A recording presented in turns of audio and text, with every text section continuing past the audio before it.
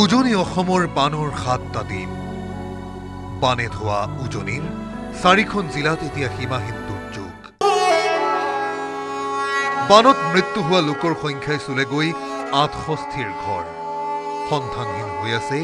অৰ্ধ শতাধিক লোক এতিয়াও বানৰ কবলতে শিৱসাগৰৰ অধিকাংশ অঞ্চল শিৱসাগৰ জিলাৰ বান পৰিস্থিতি সামান্য উন্নতি হৈছে যদিও এতিয়াও ৰাইজৰ দুখ দুৰ্দশা অন্ত পৰা নাই শিৱসাগৰৰ দৰিকা নদীৰ জলস্তৰ এতিয়াও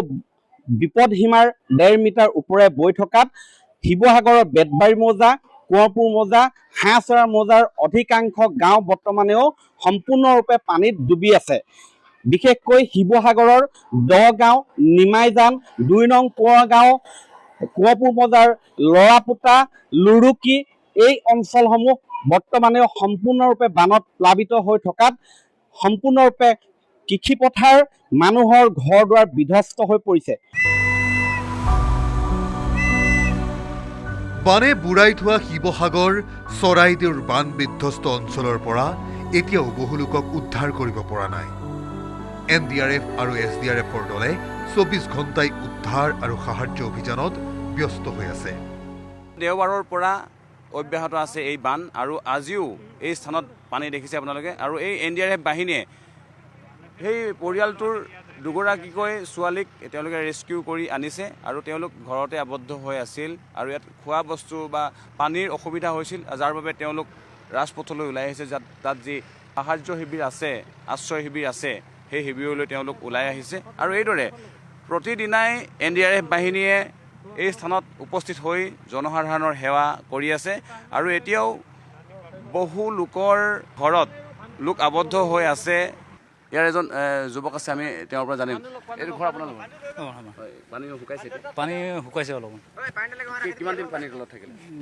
পানীত অলপ মানে আমি প্ৰায় ৫ দিন পানীৰ তলতে থাকিলোঁ ৫ দিন এতিয়া শুকাইছে পানী এতিয়া শুকাইছে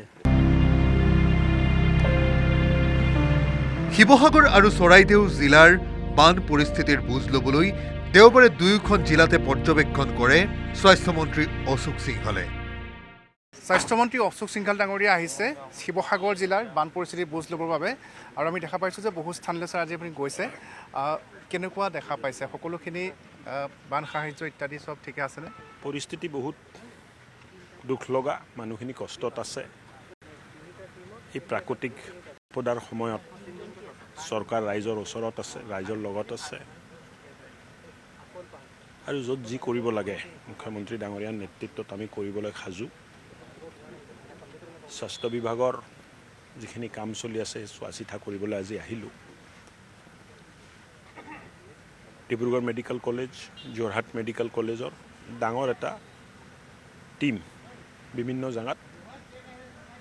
স্বাস্থ্য সম্পৰ্কীয় যিখিনি ব্যৱস্থাপনা আছে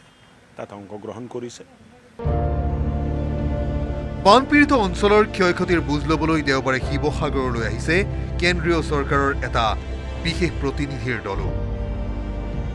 বান বিধ্বস্ত শিৱসাগৰ চৰাইদেউৰ বন্যাৰ্তৰ কাষত থিয় দিছে অসমবাসী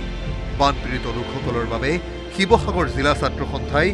চৰকাৰলৈ জনাইছে বিশেষ আহ্বান আমাৰ সৈতে আছে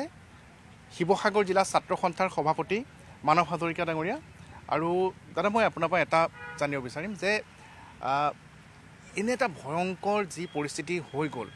আমি ভাষাৰে বৰ্ণনা কৰিব নোৱাৰোঁ কি দেখিছে এই মুহূৰ্তত শিৱসাগৰবাসীৰ ৰাইজ আৰু চৰাইদেউৰ ৰাইজ আজি দুৰ্ভগীয়া নাগালেণ্ড চৰকাৰে কাৰ গাফিলতিৰ কাৰণে এনেকুৱা এটা ব্যৱস্থা হৈছে শিৱসাগৰ চৰাইদেউবাসীৰ ৰাইজ আজি অৰ্থনৈতিক ভেটি ভাঙি চুৰমাৰ হৈ গৈছে বহু মানুহ হেৰুৱাইছোঁ বহু আমাৰ জীৱ জন্তু আমি হেৰুৱাবলগীয়া হৈছে তাৰ পাছতো কিন্তু এতিয়ালৈকে যেনেধৰণে এই ব্যৱস্থাটোৰ ওপৰত তেওঁলোকে তীক্ষ্ণ দৃষ্টি ৰাখিব লাগিছিল কিন্তু অসম চৰকাৰে ৰখা নাই তাৰ বাবে আমি ডক্টৰ হিমন্ত বিশ্ব শৰ্মা ডাঙৰীয়াক আমি দাবী উত্থাপন কৰিছোঁ যে নাগালেণ্ডত হোৱা ঘটনাটোৰ উচ্চ পৰ্যায়ত তদন্ত কৰি অনাগত দিনত এনেকুৱা ধৰণৰ ব্যৱস্থা নহ'বৰ কাৰণে কটকটীয়া ব্যৱস্থা গ্ৰহণ কৰিবৰ কাৰণে আজি সদৌ শিৱসাগৰ জিলা ছাত্ৰ সন্থাই দাবী উত্থাপন কৰিছোঁ bureau report news 18 Assam north east